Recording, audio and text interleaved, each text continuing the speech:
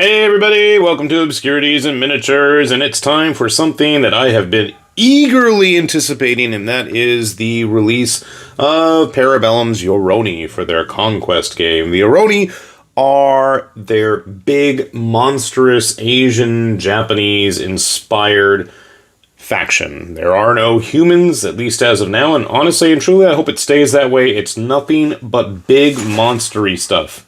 Now, so far, everything is all based on Japanese yokai and mythology, which is cool, because I know a lot of that and had to see and hear about it for years now.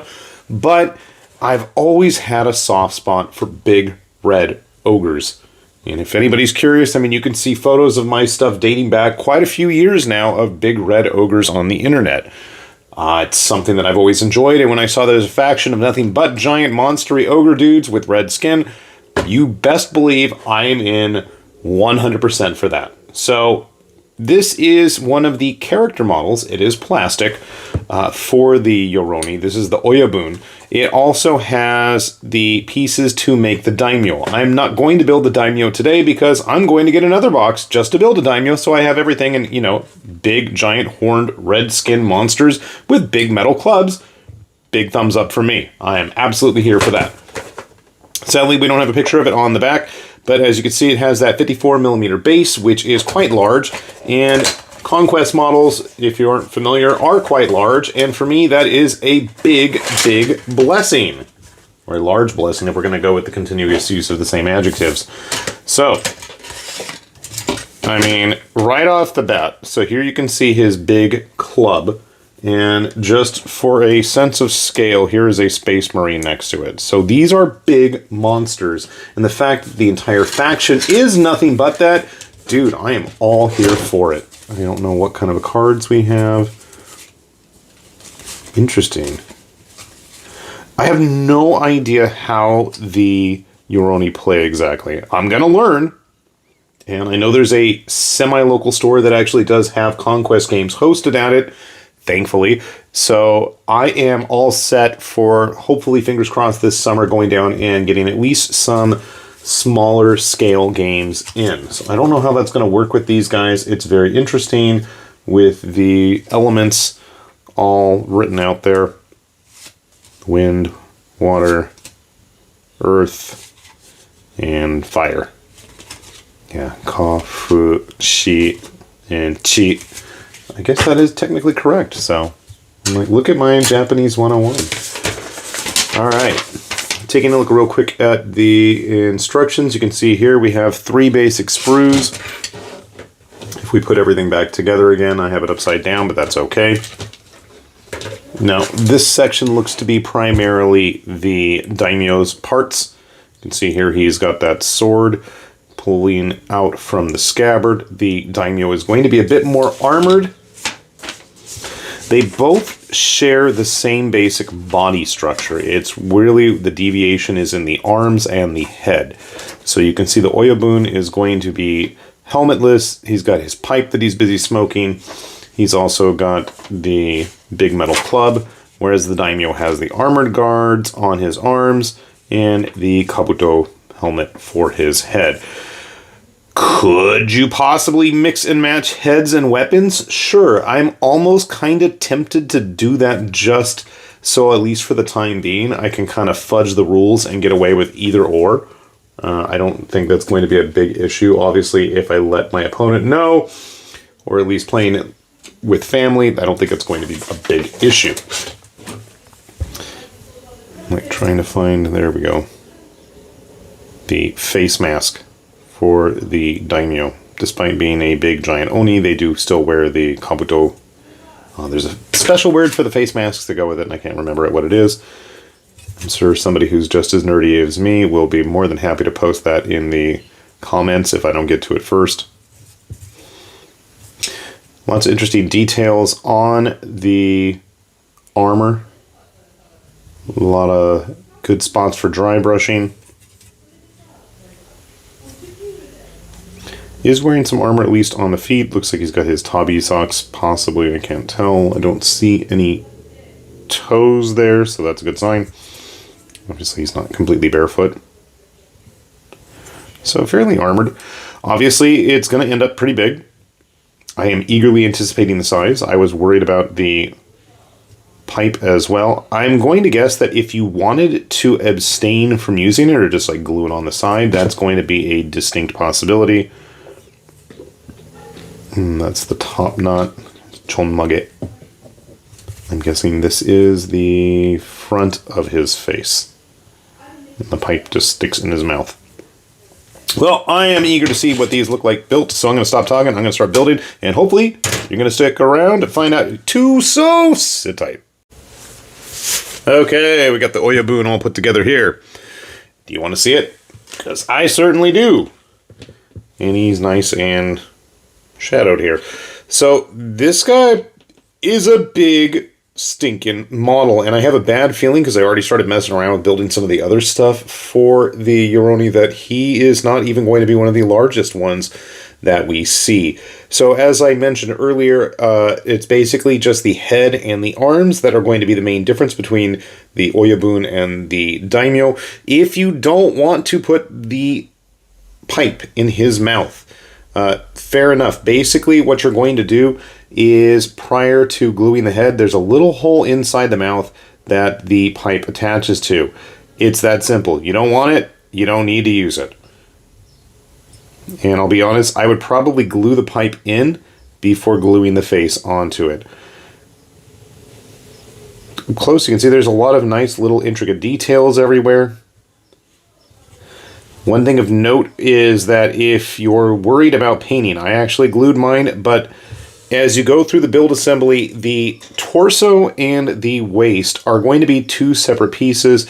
The torso is keyed for the waist to attach right on top of. If you want to keep it separate for painting purposes, it totally works without any major issue. So something to be aware of. What's interesting also is he's not even fully standing upright.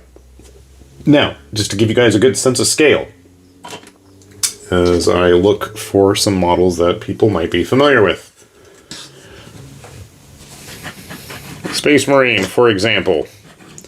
There is a good difference in size. Obviously, sci-fi is probably not going to be the best choice of figures to play with a thing like this.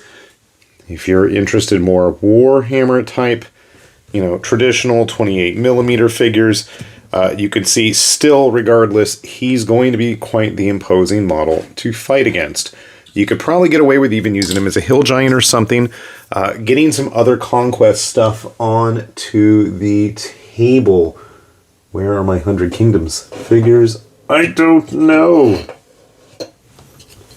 I'm like just trying to grab stuff that people might be familiar with.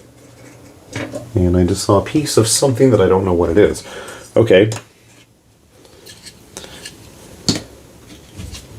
So again, models you might be familiar with, putting things into perspective while I still hunt for a human model from Conquest, and I'm not finding any. The heck is this a part of? Okay, I found a random piece of a model that I don't know what it goes to. Looks like somebody's wing or something. Weird. Okay, whatever. I don't know where my human models are. Here's a troll for whatever purpose, if you wanted to run nothing but monsters, for example, trolls being one of the more exotic, interesting things that the Nords can run in Conquest, the Nords being the kind of Nordic Viking stand-in, full of actually nothing but monsters if you really wanted to go that route. They do have quite a lot of interesting troop choices. The Nords, besides having the trolls, have access to the Ogres, which I thought were some of the largest models in Conquest, but just the bulk that our Oaboon is, and there's a spider running across the table, okay, hello. The bulk that the Oaboon is bringing to the table, I'm thinking these guys are going to be even more imposing than anything the Nords really have. They do have the werewolves, they've got like the big Fenris type wolves, they've got the big boars. Actually, I want to get some of those boars. Those are pretty cool. Grabbing a few other Conquest models, I did find a human. So even with Conquest scale humans, the Yoroni are really going to be putting out some size. I think the only thing that are truly going to give them a run for the money, at least in terms of height, are going to be some of the Avatara options for the spires. Or maybe something like full-on, you know, cavalry models. Good God, do I love the cavalry models for the 100 Kingdoms. They're just big. I mean, like, it's a good handful of a model. I mean, a good hefty model. Look at that visage on this guy. You know he's going to bash the crap out of everything in the name of the Emperor if you wanted to throw him into a Warhammer game. Hell, you can run him as a Chaos guy. I love that model. Anyway, we're talking about the Oyabun here, not other random things. And it wouldn't be proper to not have a bunch of other Oni with him, seeing how they all fare up. If I recall, the guy on the left here was originally from Titanforge, and I want to say it's actually a resin model from their Jade Empire, I think it was called. And the one on the right here is from Dragon Trapper's Lodge. The right guy is from Denny Coy. And the left is from Raging Heroes. As I said, I've got a bit of an Oni thing going on, so I'm all for this. Some of my favorites, some old Shalehan models from Wrath of Kings. Make some great line troops for infantry models for Kings of War, which is what these guys were used for once upon a time. And I'm feeling that we might see a resurgence. They are super dusty, by the way. These guys were painted right after the original Kickstarter. That was a while ago. If we want to really go back far, which I think you guys do with me, freaking Relic Knights, the No.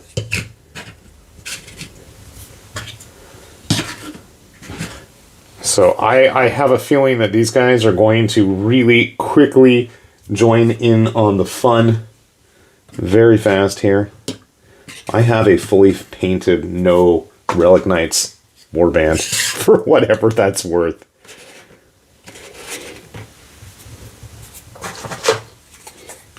What an excuse to get these guys out. I don't remember the last time I even busted them out. No, we're big even back in the day.